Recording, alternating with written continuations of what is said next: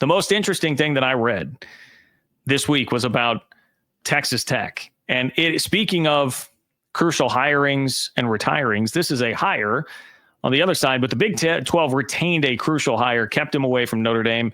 It's a nice win for the Big 12, but there is some risk to what is going on here. All right, so let me explain. Max Olson, I would highly, highly recommend that you go check out Max Olson's piece on Texas Tech and everything going on with their operation in the transfer portal, because it was great access all the way down to, and we're going to talk about this, the actual prices, the price tag that Texas Tech paid for its portal class, which finished number 3 in the country. That price tag is $10 million. So if you're wondering what the going rate is for just a completely going for it portal class, it's $10 million, and that was for 17 players. So, you average that out, you're looking at, that's probably, I was a communications major at a state school. It's probably like $600,000 a player, something like that. It's not cheap. We found out that at least 3 of them got 7-figure deals. That would be an edge rusher, an offensive tackle, and a defensive tackle. Certainly 2 of the 3 are generally the highest profile positions, but also, actually, I take that back now that I think about it, defensive tackle, because they're typically more rare. Those guys all get big deals too. So that's what it costs Texas Tech to go put together that kind of a portal class. And there's a lot of great info in the story about how they didn't set out to do that. They set out to spend about $5 million on 10 players, but they were surprised at how well their message was being received. And I continue to say I should say that is not just Joey McGuire at Texas Tech, but it's also Cody Campbell, who's the literal billionaire booster that is bankrolling all of this. And then James Blanchard, who is the GM that a lot of the story really centers around. And he's going to become very interesting here. They thought, hey, we're close. We were close this year to really breaking through this glass ceiling that's been there ever since Mike Leach left. That ceiling being 8 wins.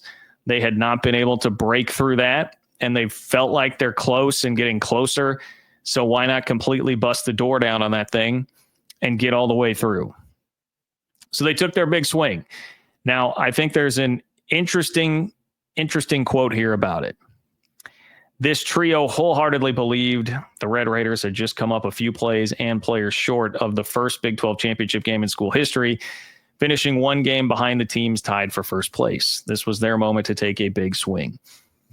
So I think this is fascinating to kind of break down, because Tech fans, I'll level with you. Like, what was Texas Tech close to the Big 12 championship game last year? Yes. Objectively, yes. 1 game turns a different way. Then we're talking about all the tiebreaker scenarios with a 2-loss Big 12 team and how that all goes down. If we want to say, were they really a few plays away? I suppose obviously that TCU game was so close, razor thin, then yeah, we could say that. Do I think Texas Tech was really plays away or that close to like beating Arizona State in the Big 12 championship game for the Big 12 title? I know that I will immediately get pushback. Yes, Texas Tech beat Arizona State earlier in the year. I think it's pretty clear Arizona State was a much different team by the end of the year. So I might quibble a little bit with some of the specific wording of that. But the general idea here, like, was Texas Tech close enough to take a big shot here in the portal? Like, absolutely, you should do it. Not just because you feel like you're very close here, but you've got the billionaire booster. Like, yes, go do it. If you've got the guy that's going to bankroll it, take a shot. And this is just in a vacuum, not with some extra context that's going to come in just a moment. Go do it. I've been a little bit skeptical about Baron Morton at quarterback, at least in terms of his ceiling, but he put up way better numbers than I anticipated last year. So it's not like you have, at worst, in NFL terms, you might have like an Alex Smith type of quarterback, but that's good enough to surround with a full roster and be able to get to the Big 12 championship game. So completely understand here why you're doing it. Now let's take into account the actual revenue sharing piece of this and where we're at in the revenue sharing NIL landscape. Because eventually, when revenue sharing kicks in, roster cost is going to be around $14 or $15 million for football. So That is with the $20.5 million. It's a total rev share. You're going to give most of it to football, but you can't give all of it to football. Talk is that it'll be around 14 or 15 million for a roster. And I know then that $10 million that Texas Tech spent to get the number 3 portal class in the country may not seem like all that much, or may not seem like crazy out of line with that. But if you think about it, that was 17 players that got 10 million. You're going to have another, like 70-ish players, 75-ish players on the roster that like you're going to have to be paying. So that will wind up being more than 14 or $15 million. Tech will outspend that this year. That's going to wind up being the limit once revenue sharing goes into place. And that's why they decided to go all in right now. They decided to go all in right now because this is a time where it's still the wild, wild west. There are no guardrails. All of the stuff that has been talked about for a long time has been, we got to put guardrails on NIL. And you can debate how much really it is a guardrail when a football roster is still going to be paid $14 million. But it's not what it is right now, where it is complete and total wild, wild west. So that's why Texas Tech took their shot, which is a fascinating thing for them to do. We might as well do it right now because we're not going to be able to do it quite like this in the future. I was going to play you this clip. Actually, I may not, because I'm remembering now, speaking of audio issues today, that we don't typically get great audio from Twitter clips. But Jerome Tang went on the 3 Mod podcast with me and my co-host back in the fall. So, this was before K-State's transfer portal roster started 7-11 this year. But he literally said, my message about NIL is like, basically, in a nutshell, get us the money now because we can spend it however we want because it's the wild, wild west. Get us the money now. You can go out and get a national championship. Well, you can.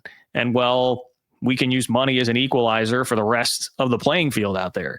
And that's exactly what Texas Tech started to do. Now, there's a lot of talk in there also about how it wasn't just the money for some of these recruits. And I know you might roll your eyes, but I think there is something to that. It can't just be money whipping people. They have to also think that you've got a decent thing going. And Texas Tech has invested 9 figures into their football facilities recently. They've got a pretty good thing going. Now you've got oil guy that's a billionaire with a bunch of money to bankroll you. You've got a good pitch, and you've clearly got a good GM, right? Because James Blanchard was pursued by Notre Dame. So if you need proof that Tech does have more going on than just throwing the money around, that's where you know that like everything was in place, and you can understand why Tech would decide to push all their chips to the middle of the table. Like 1, we feel like we are very close. 2, we've got the money. But 3, we've got a coach who's an ace recruiter in Joey McGuire. And 4, we've got a GM who is clearly very good at what he does in James Blanchard. He talked a lot about talking to NFL personnel, and that's how he kind of gauged who he would really want to pursue in the portal. Basically, they're trying to get as athletic as they possibly can. And it worked on paper, right? It worked on paper.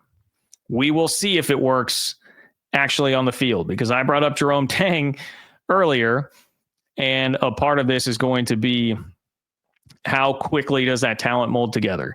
K-State has turned it around, and now all of a sudden looks like they might be a tournament team. They're certainly playing like a top 15 team in the country right now, but it might not matter because it was too little too late. So if you have a hard time gelling at first and Tech goes through some early season struggles, if these guys aren't fitting in the way that you want them to, it may not feel like it's worth it. But I respect taking the shot, and I respect being able to keep the guy around who was the architect of this all.